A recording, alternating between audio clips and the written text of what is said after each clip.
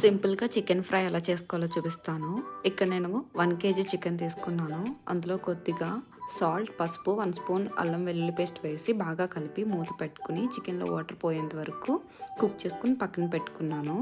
ఇప్పుడు oil heat అయిన తర్వాత బిర్యానీ స్పైసెస్, పచ్చిమిర్చి, కరివేపాకు, ఆనియన్స్ వేసి కొద్దిగా పసుపు కూడా వేసి బాగా ఫ్రై అయిన తర్వాత ఒక 2 స్పూన్స్ అల్లం వెల్లుల్లి పేస్ట్ యాడ్ చేశాను. అది కూడా బాగా ఫ్రై అయిన తర్వాత మనం ముందుగానే ఉడకబెట్టి పక్కన పెట్టుకున్న చికెన్ కూడా యాడ్ చేశాను.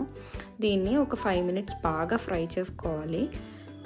మీ స్పైసీనెస్కి తగినట్టు ఇక్కడ ధనియాల పౌడర్ అండ్ కారం and salt, garam masala add చేసుకొని బాగా కలిపి ఒక 15 నిమిషాలు మీడియం టు హై ఫ్లేమ్లో బాగా చికెన్ని బాగా ఫ్రై చేసుకోవాలి. ఇప్పుడు లాస్ట్లో కొద్దిగా కసూరి మేతి యాడ్ చేసుకొని బాగా కలిసిన తర్వాత కొద్దిగా కొత్తిమీర వేసి దించేసుకుంటే సరిపోతుంది.